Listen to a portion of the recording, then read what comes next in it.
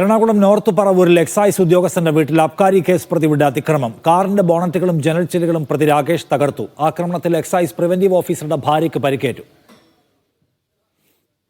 ഈ രാകേഷ് എന്ന് പറഞ്ഞ ആള് വീട്ടിൽ കയറി വന്നിട്ട് എൻ്റെ കാറിനും എൻ്റെ വീടിൻ്റെ ചില്ലും ഒക്കെ തല്ലി തകർത്ത് പോയി.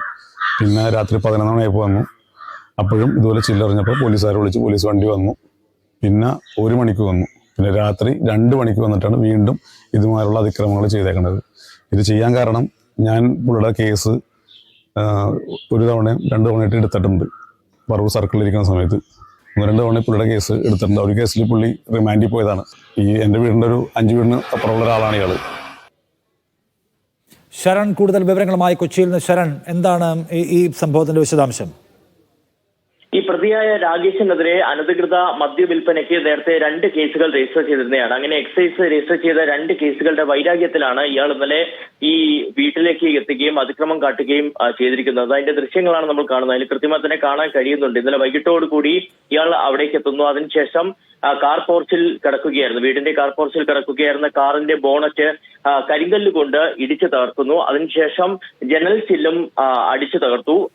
അതോടുകൂടി ഈ തടയാനെത്തുകയായിരുന്നു. അതായത് ഈ എക്സൈസ് ഉദ്യോഗസ്ഥന്റെ ഭാര്യ തടയാനെത്തിയപ്പോഴേക്കും എക്സൈസ് ഉദ്യോഗസ്ഥന്റെ ഭാര്യയ്ക്ക് നേരെയും വലിയ രീതിയിൽ തന്നെ ആക്രമണം ഇയാൾ അടിച്ചു വിടുകയായിരുന്നു. അങ്ങനെ അവർക്ക് പരിക്ക് പറ്റിയിട്ടുണ്ടെന്നുള്ളതാണ് നമുക്ക് മനസ്സിലാക്കാൻ കഴിഞ്ഞിരിക്കുന്നത്. ഇതിന് പിന്നാലെ ഇന്നലെ രാത്രി, അതായത് ഇന്നലെ വൈകിട്ട് ഇത്തരത്തിലൊരു സംഭവം ആക്രമണം നടത്തിയതിന് പിന്നാലെ രാത്രി വീണ്ടും എത്തി ആക്രമണം നടത്തിയെന്നുള്ളത് കൂടിയാണ് എക്സൈസ് ഉദ്യോഗസ്ഥൻ പറയുന്നത്. അതിനുശേഷം ഇയാൾ കടന്നു കളയുകയായിരുന്നു.